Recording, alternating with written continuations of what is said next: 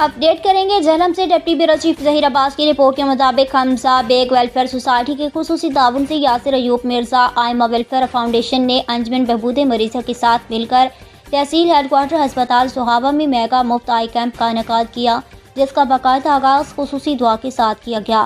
اس سلسلے میں محکمہ صحت جہلم بالخصوص CO ہیلتھ ڈاکٹر میاں مظہر حیات کی خصوصی معاونت بھی شامل تھی۔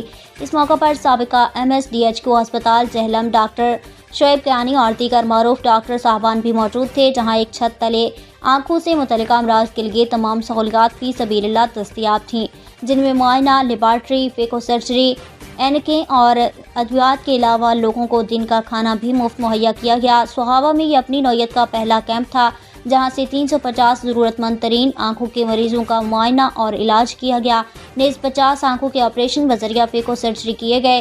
مخلوق خدا کی آسانی کی اس انتھک کاوشوں پر 8 لاکھ روپے کی لاگت آئی۔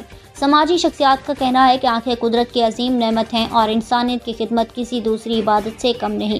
غریب انسانیت کو آنکھوں کی بصارت جیسے نور کی فراہمی صدقہ جاریہ ہے۔ اس نیک مشن کو سر انجام دینے والے عظیم لوگ ہیں۔ اللہ پاک ان کے عظیم کاوشوں کو قبول فرمائے۔ اب تک کے لیے اتنا ہی۔